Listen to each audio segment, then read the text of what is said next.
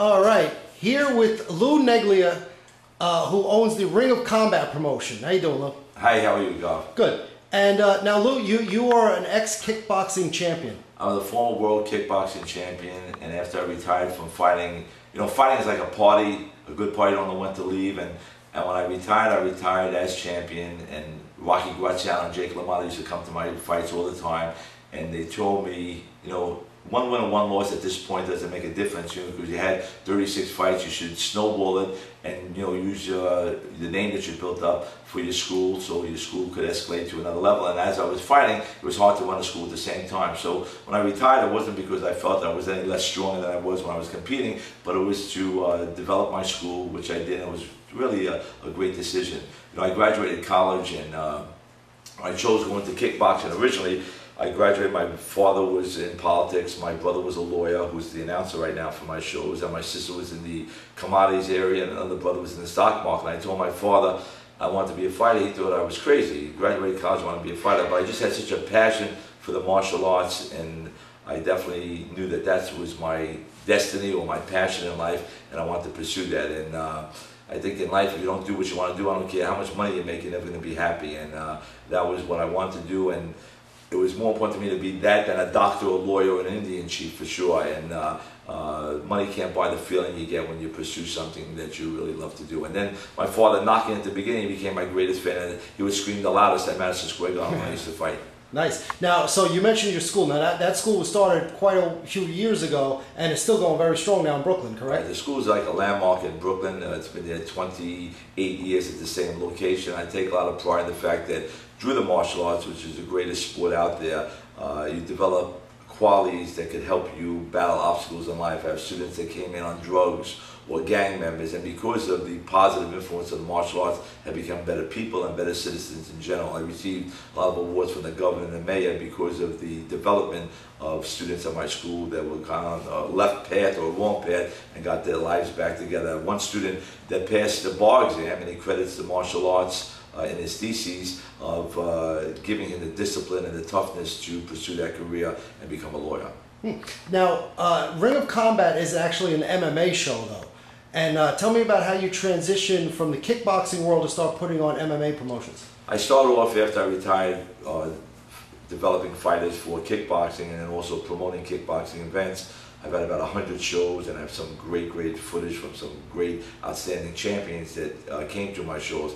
And when I was doing kickboxing, MMA started becoming popular, and I started intermixing MMA fights with my kickboxing card. And Matt Serra, every fight he had before the UFC was at my shows. He was 5-0 at Vengeance at the Vanderbilt, which was a kickboxing show I did here in Long Island. And Phil Baroni and many fighters got their start on my kickboxing shows that I featured MMA bouts also. And yeah, now there's a lot of UFC guys who started out at the Ring of Combat. Matt Serra is one. List a few more. I have 23 fighters that I launched their career: Chris Ligori, Frankie Edgar, Kurt Pellegrino, the Miller brothers, Catone, Matt Serra, Drago Sell, Luke Cohen. It goes on and on. I'm very proud that Ring of Combat has launched the career of many MMA stars. And I believe the reason why some of the matches are so exciting at the Ring of Combat is because as a former champion, I match up fighters that I don't know who's going to win. There's no mismatches, there's no fixed fights, there's no easy fights. If you want a tough fight, come to Ring of Combat. If you're looking for an easy fight, go elsewhere. But I also feel styles make fights, and I think as a former fighter, I kind of match up styles that best suit each other. And I'm not looking for fighters that have names. I'm looking for finding undiscovered but not untalented fighters. And there's guys in Kalamazoo, Michigan that are great fighters and that haven't been discovered yet. And if fighters feel they have what it takes to be an MMA champion, Ring of Combat is looking for you. And I've used fighters in my shows that lost and brought them back in, and I've had fighters that won and didn't bring them back again. I'm looking for fighters that fight not just not to lose, but come to fight to win, and that's what helps escalate the sport to the most exciting sport it is. Yeah, I remember covering the Miller brothers at your shows, and it's crazy now that these guys are in the UFC. And it's just that's the next step for a lot of these guys is Ring of Combat, then the UFC. I think Ring of Combat, because of the exposure on HDNet, and because of Go Fight Live, that shows the live shows, it brings a lot of attention to these fighters, and the UFC and other organizations see the talent that's in ring of combat. And again, as I said, 23 fighters from my show went on to the UFC. Well, I think you're going to have a few more, because I'm looking at guys, Long Island guys like Ali Quinta and Gianvolante. These guys are really good. Ali Quinta, Gianvolante, Costa. There's so many fighters that I think are on that next level that will be the next fighters that I launch into the UFC and MMA stardom. And then, you know what? Some UFC guys actually wind up, after the UFC, fighting in Ring of Combat. I know Chris Ligori, Sean Salmon is there. Yes. And I think they know that the UFC, of course, is the premier organization.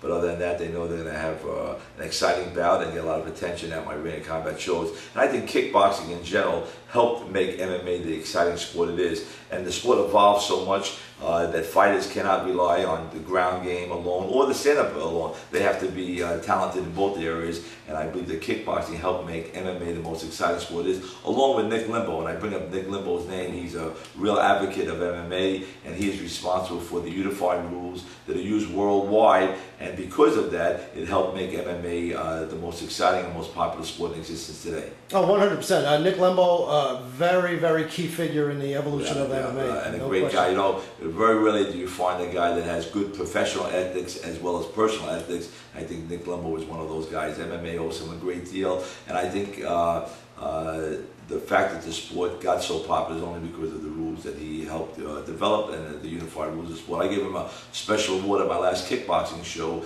acknowledging his efforts on behalf of MMA. Oh, that's why they call him Nick Luscious Limbo. I didn't know he had a nickname, but I'm going to start using it now for sure. Matter of fact, when I speak to him today, I'm going to remind him about his nickname, and he's going to wonder how I knew it, because I never did that before. Right. And now you just got done with a Ring of Combat show last week. And that was a great event. I had to miss that one. I would think that was the first one I missed in a long time. Tell me a little bit about that show. That was a great show.